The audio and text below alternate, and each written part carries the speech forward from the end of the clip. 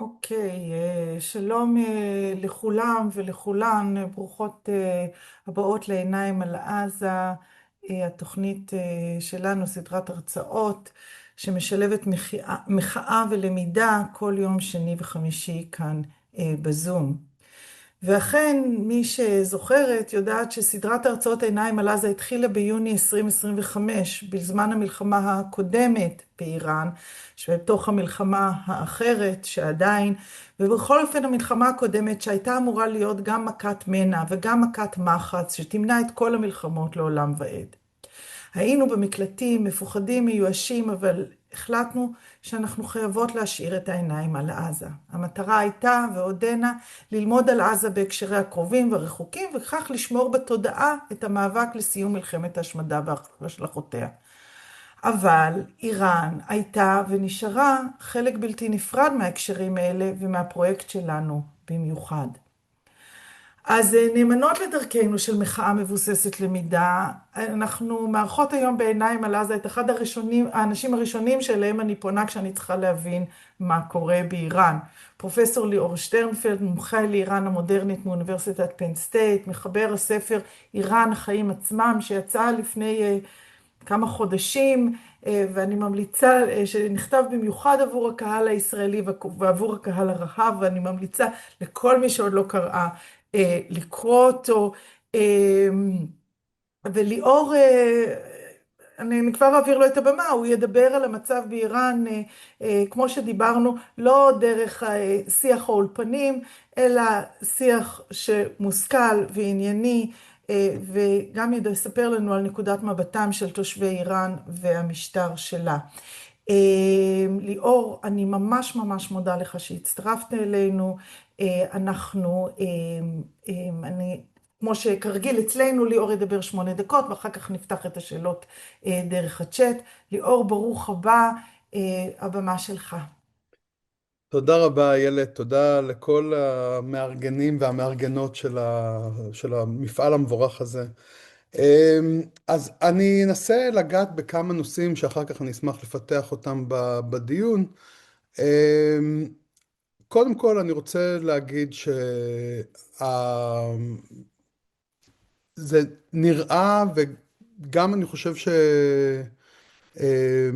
ככה מהקרקע באיראן, שכולם נחושים לעשות את מה שירע את מצבם של האיראנים. לא משנה מה המטרות המוצהרות, יש אפס של הבנה של הדינמיקות החברתיות בתוך איראן, ואני אסייג ואומר עוד, במדינה של 93 מיליון איש, קשה מאוד לנסות להגיד מה האיראנים רוצים. עכשיו נתחיל ככה ממש בעוף הציפור. כולנו יודעים על האירועים, על המחאות שהיו בסוף דצמבר, תחילת ינואר, שדוכאו ביד קשה ובטבח נוראי של ככל הנראה סביב ה-30,000 מפגינים.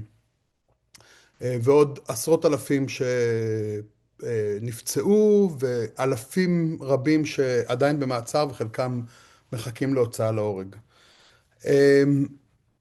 ביום ה-40 לטבח קרה משהו שקורה באופן מחזורי במחאות פוליטיות באיראן. 40 יום זה תקופת האבל, וביום ה-40 יש עצרות זיכרון. זו דינמיקה שאנחנו מכירים אותה גם מ-78-79. עצרות הזיכרון מקבלות נופח פוליטי, ואז המשטר משיב באש, בתגובה קשה, מתחילה עוד ספירה של 40 יום, וככה זה ממשיך. ביום ה-40 התחילו מחאות מחדש באיראן. המחאות היו מאוד מאורגנות, הרבה יותר מהסיבוב הקודם של דצמבר-ינואר, וגם ההפגנות נגד היו הרבה יותר מאורגנות. כלומר, היו הפגנות גם של תומכי משטר ועימותים בין מתנדבים של הבסיג' ובתוך זה היה גם, התנהל משא ומתן בין איראן לארצות הברית על נושאי הגרעין. ופה ראיתי משהו שהוא בעיניי היה פעם ראשונה שזה היה דיון כל כך ציבורי, כולל על דפי התקשורת הכתובה באיראן. מה האיראני ששונא את המשטר שלו, אבל רוצה לחיות, אמור לקוות במשא ומתן הזה? האם לקוות שיושג הסכם שאולי יקל קצת את המצב הנוראי שבו האיראנים חיים היום, אבל מצד שני גם ייתן חבל הצלה למשטר, או שלקוות לקריסה של השיחות שיובילו למלחמה באופן ודאי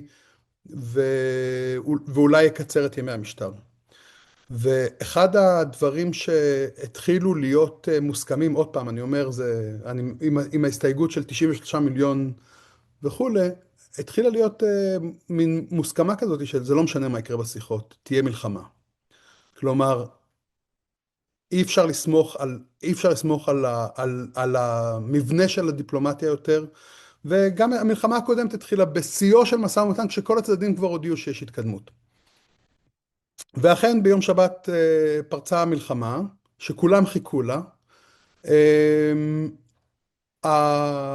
החדשות התחילו בהפצצה של בית הספר בדרום איראן, שנכון לעכשיו יש כבר יותר מ-150 הרוגים שם, זה בית ספר לבנות. סופרים היום יותר מ-500 הרוגים אזרחים במלחמה הזאת. ואז ראינו שני דברים שלפחות מאחד מהם מתעלמים בצורה שיטתית. קודם כל, היו התכנסויות שמחה ספונטניות אחרי נודע על המוות של חמינאי, ומהצד השני ראינו אולי את ההפגנות בעד המשטר והפגנות אבל על חמינאי בסדר גודל שאני לא זוכר אולי 10 שנים כאלה הפגנות. עכשיו, למה אני אומר שזה דבר שלא סוכר? כי התובנה שמשותפת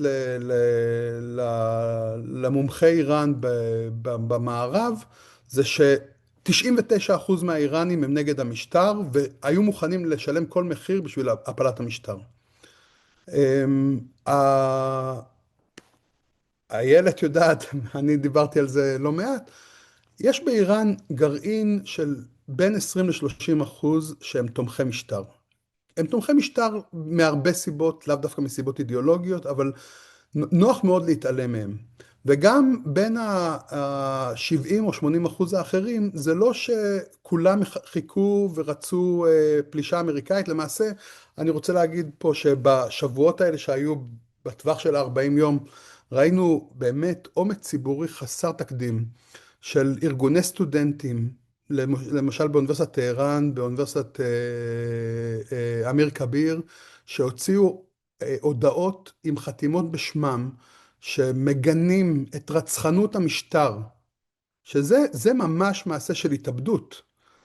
גינו את רצחנות המשטר, ובאותו זמן אמרו, אבל להפיל את המשטר זה עבודה שלנו, זה לא עבודה של המערב.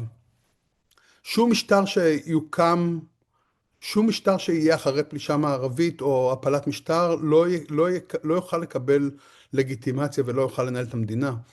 ובתוך הסיטואציה הזאת, החרדה שהיום היא יותר ריאלית מתמיד, שתהיה פשוט התפרקות של המדינה ומצב של failed state, שכאילו שבו אין מדינה.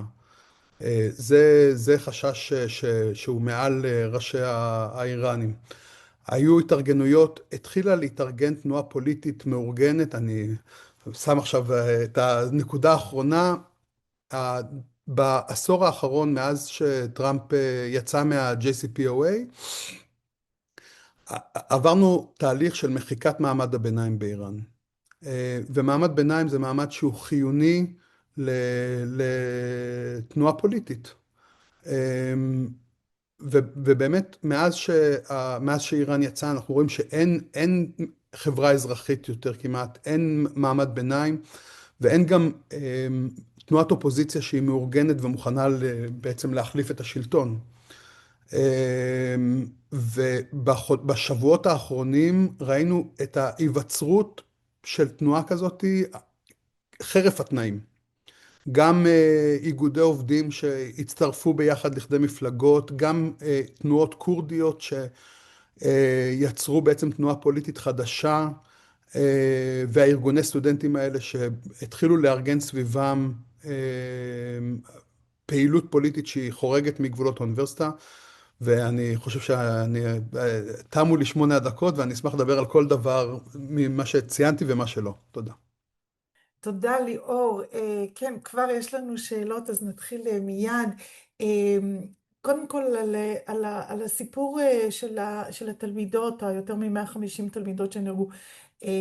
איפה אפשר למצוא מידע על זה, אבל גם האם אתה יודע יותר ספציפית, איך מדברים על זה באיראן? האם, וקודם כל, האם אנחנו יודעים מי שיגר את הטיל או את הפצצה שהרגה את ויותר חשוב אולי ממך, זה איך, מה אומרים על זה עכשיו באיראן? זאת אומרת, איך זה, חוץ מהזעזוע כמובן. אני אגיד שיש פה, יש פה ספקטרום מאוד רחב של תגובות. לגבי מי פגע, הסברה זה שזה ישראל או ארצות הברית בהפצצות, יש מטה של משמרות המהפכה במרחק 600 מטר משם. בסיס מאוד גדול של משמרות המהפכה, וההנחה היא שניסו לפגוע בבסיס הזה ופגעו בבית ספר. יש מן הסתם אבל על המוות הנוראי הזה. אני אגיד שהמוות של חמינאי די העפיל על זה בתוך השיח הציבורי באיראן, בתוך הרשתות. גם מי שלא רצה תקיפה ישראלית אמריקאית, שמח לראות את חמינאי מת. וגם פה אני רוצה להוסיף כוכבית, כי ראיתי הרבה דברים שנאמרו, ששמחה על חמינאי, על מות חמינאי, אבל צער גדול על זה שלא זכו לראות אותו בבית משפט, מביט בעיני קורבנותיו. וההנחה הייתה שלהביא אותו למשפט היה יכול להיות צעד לקראת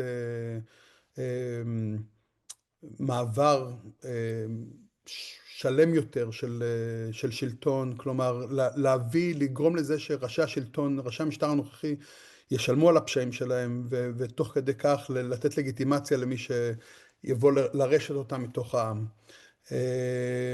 אבל הסיפור הזה קשה למצוא, כלומר, זו טרגדיה שכולם שותפים לה, כל פעם שזה עולה, זה מעביר חלחלה. הם מאוד, אבל עוד פעם, זה נדחק הצידה בעקבות האירועים האחרים. איפה אפשר למצוא על זה מידע? BBC פרסית עושה עבודה יחסית טובה, וקל מאוד לעבור בין הפרסית לאנגלית באתר שלהם, אני ממליץ.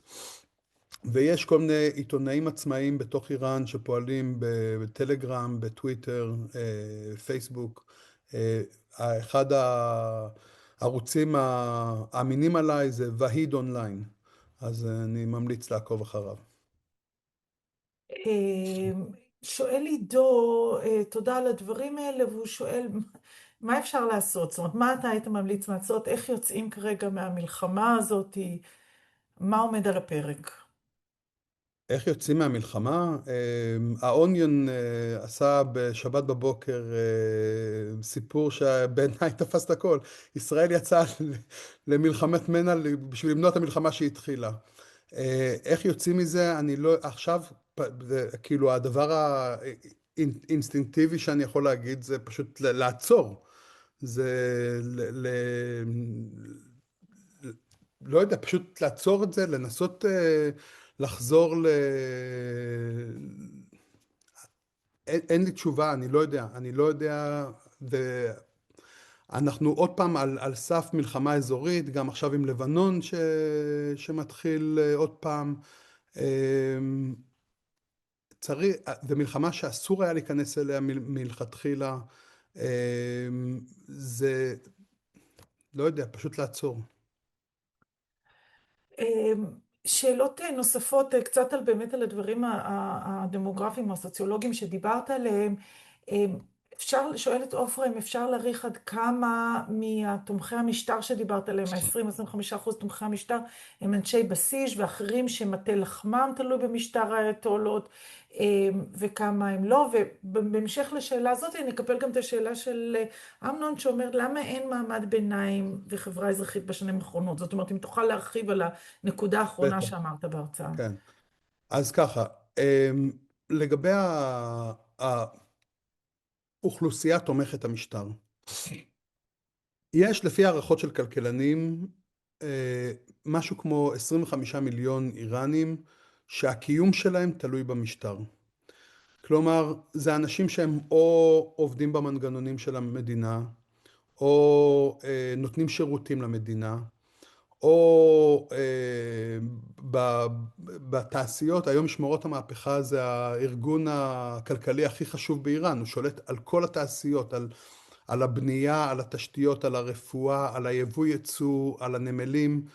משמרות המהפכה זה התאגיד הכי גדול באיראן. ויש 25 מיליון איראנים שהקיום היומיומי שלהם, היכולת שלהם להביא לחם לשולחן, תלוי בקיום של המשטר. עכשיו, זה לא אומר שיש שם אהבה אידיאולוגית או מחויבות אידיאולוגית. למעשה, אני אגיד שבצמרת המשטר היום יש מעט מאוד אידיאולוגיה. אני אמרתי לפני כמה חודשים בפודקאסט אחר, שחמינאי הוא האידיאליסט האחרון בצמרת המשטר. ו... וזה גם קשור למחיקה של מעמד הביניים.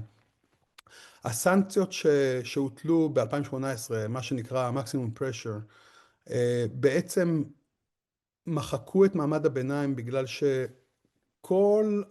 כל הסחר בעצם הפך להיות, כל סחר שקשור ליבוא וייצוא הפך להיות לא חוקי.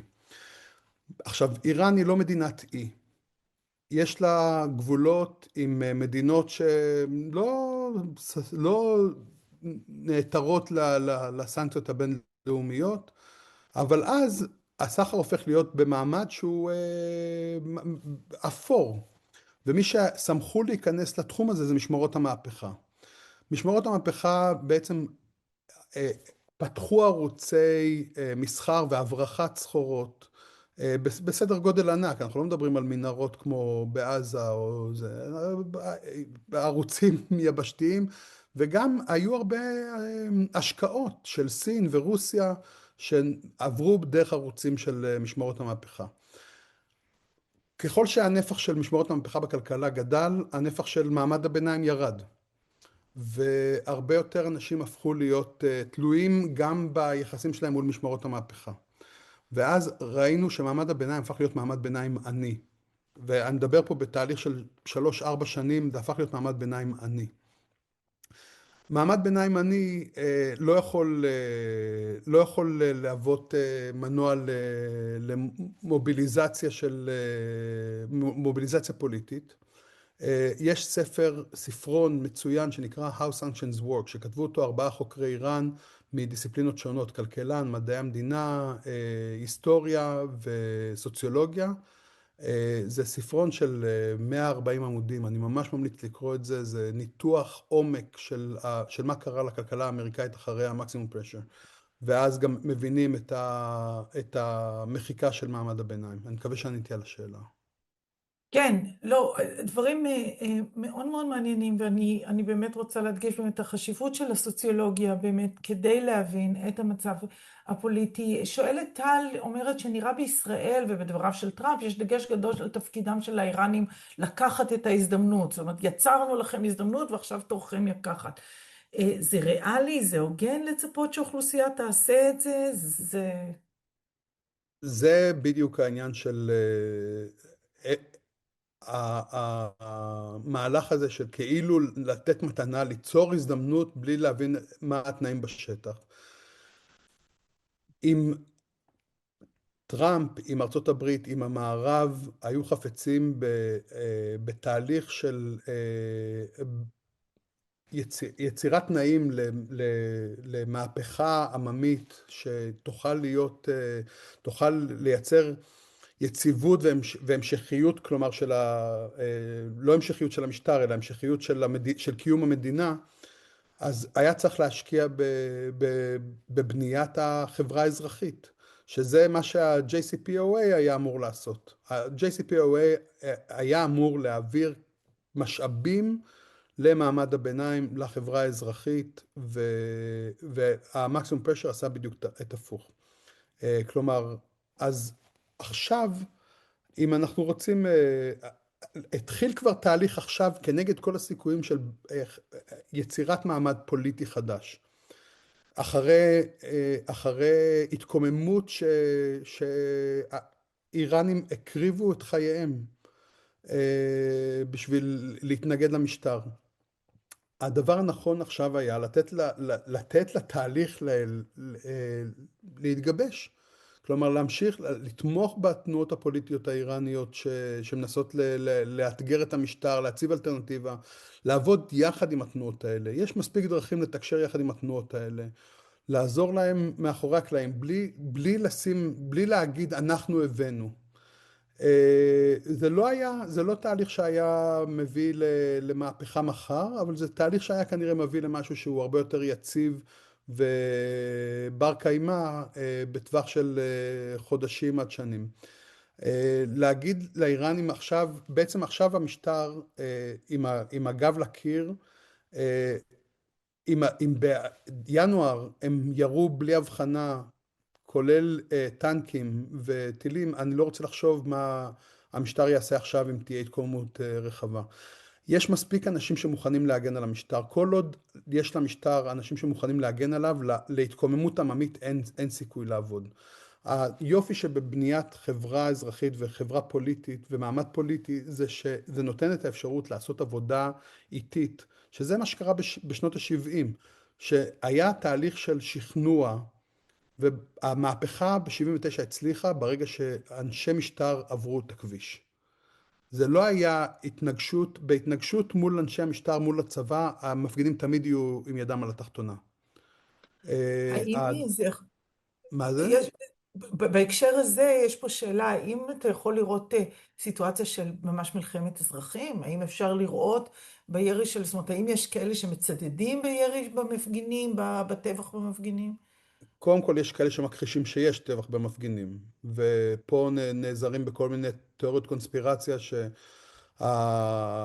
שההפגנות זה היה תולדה של התערבות ישראלית-אמריקאית, שהיו סוכני מוסד, שאגב נשענו על ציוצים של פוליטיקאים ישראלים ואמריקאים, שאמרו אנחנו שם, אנחנו איתכם, אנחנו...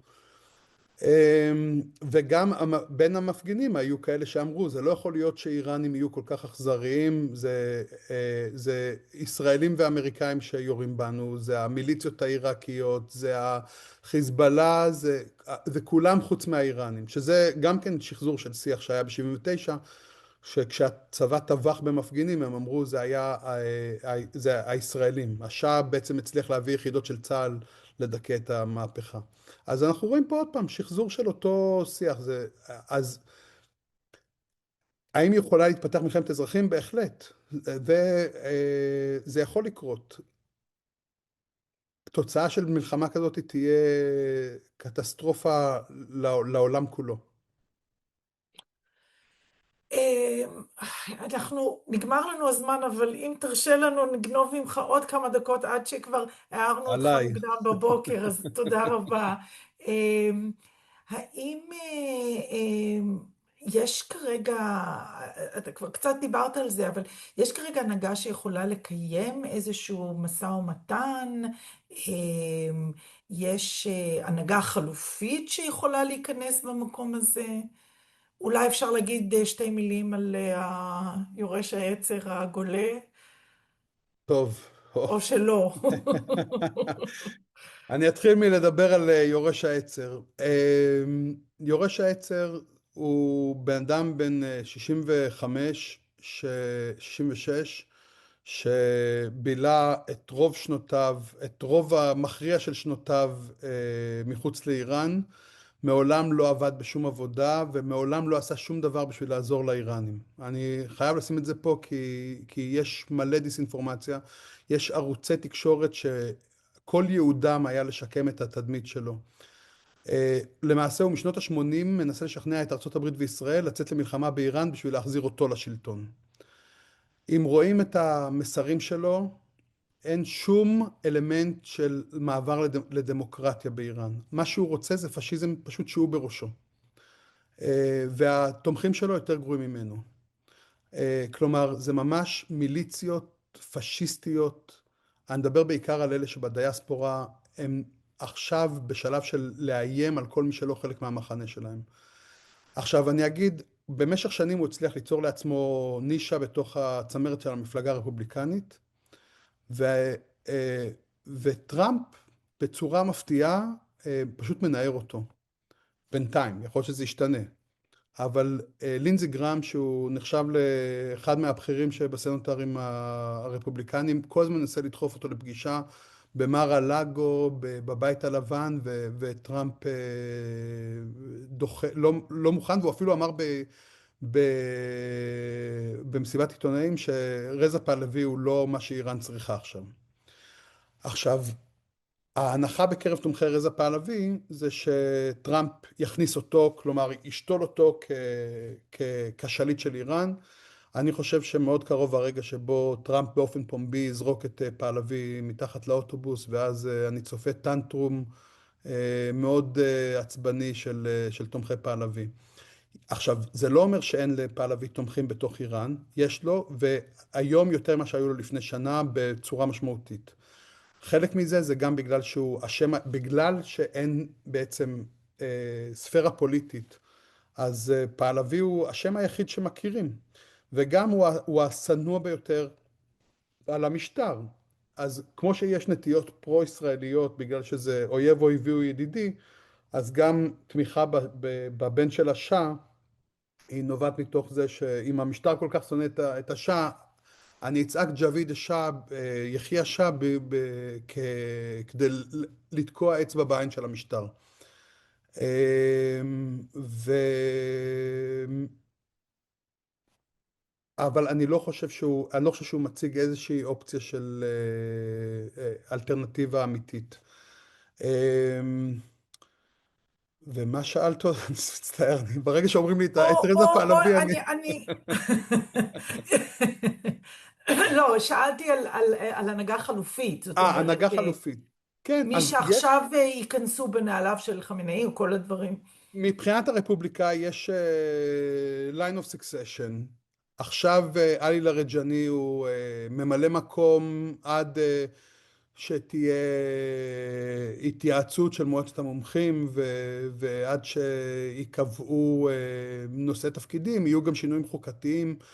זה מצד הרפובליקה האסלאמית. עכשיו, גם פה יש כמה תסריטים אפשריים, החל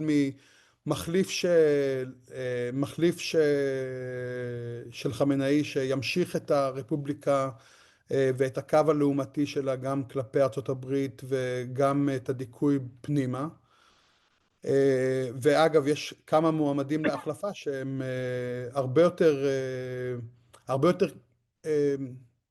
קשוחים מחמינאי, נגיד את זה ככה.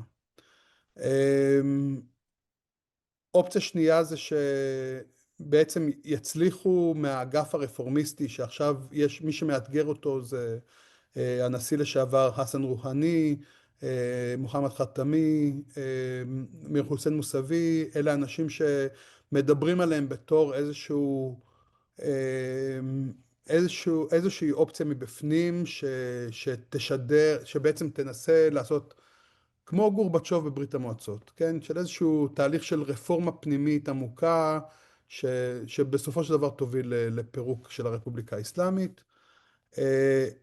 יש אופציה שעכשיו, כמו שאמרתי, משמרות המהפכה זה הגוף הכי חזק באיראן, הם לא גוף אידיאולוגי, אני חושב שהתסריט שהוא הכי הגיוני כרגע בטווח של, לא יודע, שנה קדימה, זה שמשמרות המהפכה פשוט יעשו הפיכה צבאית. הם ישלמו מס שפתיים לרפובליקה, יגידו שהמהפכה השיגה את כל המטרות שלה ועכשיו הזמן להיכנס לשגרה חדשה, יקימו דיקטטורה צבאית כמו במצרים או בפקיסטן, ועם דיקטטורה כזאת המערב יודע לעבוד. כלומר, זה לא, זה יהיה, הם יוכלו לשמור על האינטרסים הכלכליים שלהם, הם יקבלו עוד סיוע מבחוץ, אז זו אופציה אחת. ואופציה האחרונה, שהיא לצערי הכי פחות סבירה, זה שיש חזית אזרחית שרוצה ויש לה תוכנית למעבר לדמוקרטיה. אבל היום זה נראה שאף אחד מאלה שיש להם את הכוח לא מוכן לעזור לחזית הזאת. זו חזית שיש בה זוכות פרס נובל כמו נרגס מוחמדי ושירין עבדי, מוסטפא טאג'זאדה שהוא עכשיו בכלא באיראן, גם נרגס מוחמדי בכלא באיראן. הם אנשים שהם פעילים מאוד, הם עדיין מצליחים להוציא הודעות החוצה, יש להם, הם יותר ויותר, הקול שלהם נשמע, אבל זה נראה שבאמת אין אף כוח שיכול לשמור אותם בחיים מבחינה פוליטית. והאופציה האחרונה שהיא התפרקות של המדינה, שהיא גם כן אפשרית. וואו, טוב, הסקירה הזאת הייתה מצוינת. יש פה שאלה שאני רוצה לסיים איתה, שהיא בעצם כוללת את כל מה שאמרת עד עכשיו, אבל אולי ככה כדי לסגור. שואלת עופרה, אומרת, אוקיי, לא היה סיכוי והאוכלוסייה נצמחה בזכות, מדוע המלחמה היא טעות בעיניך? אין אף דוגמה של פלישה מבחוץ ששחררה את האנשים, ב, לא יודע, ב-70 שנה האחרונות.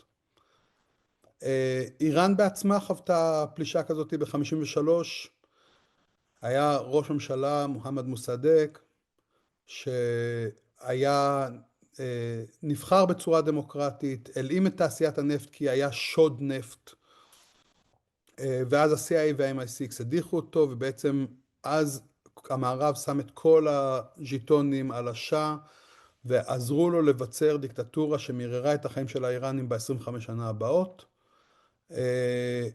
שנה אחר כך, ב-54, ארצות הברית עשתה את אותו מבצע בדיוק בגואטמלה, והביאה לביצורה של דיקטטורה שהייתה שם עוד 40 שנה אחר כך.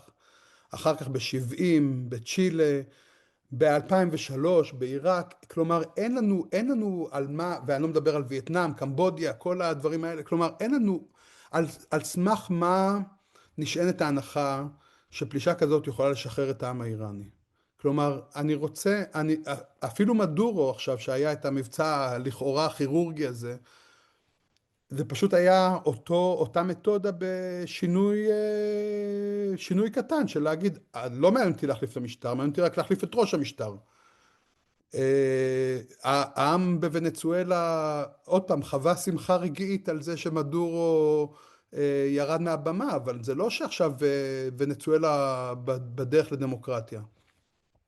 כלומר, אני מאמין בזה שהגורל של עם ניתן בידיו, וגם לשחרר את המשטר האיראני הוא משטר רצחני ופושע, בעיקר כלפי עמו. כלומר, אני רוצה לראות את המשטר הזה מואף מדפי ההיסטוריה, כמו שחבר שלי שהוא היסטוריון איראני אמר, אני רוצה כבר בתור היסטוריון, אני כבר רוצה לחזור ללמוד את הרפובליקה האסלאמית בתור היסטוריה. אבל זה תפקיד בשביל שיהיה לזה עתיד, זה צריך להיות משהו שנעשה מבפנים. אני מקווה שזה ענה למה המלחמה הזאת היא רעה. בהחלט ענה. ליאור, אני אסירת תודה לך, וכולנו פה אסירי תודה. אני עונה לכמה שאלות שהיו פה בצ'אט. קודם כל, הספר של ליאור שטרנפלד נקרא איראן החיים עצמם, ואפשר למצוא אותו, גם יש לינק בצ'אט, אבל גם אפשר לעשות גוגל ולמצוא אותו, וגם בחנות הספרים הקרובה לביתכם. דבר שני, ההקלטה הזאתי, וגם כל ההקלטות של כל ההרצאות שלנו משמונה וחצי חודשים האחרונים נמצאים באתר שלנו izongaza.net. תיתנו לנו יום יומיים לערוך את ההקלטה ולהעלות אותה, היא תהיה שם עוד יומיים בערך, וגם באתר היוטיוב שלנו. אני מודה לכל מי שהגיע, אני מודה מאוד מאוד לך ליאור שקמת מוקדם לחלוק איתנו את כל הידע החשוב הזה, ושלצערנו הלא כל כך נגיש הזה, ואנחנו נהיה כאן שוב ביום חמישי בעיניים על עזה. תודה לכולם, ימים שקטים ושתיגמר כבר המלחמה.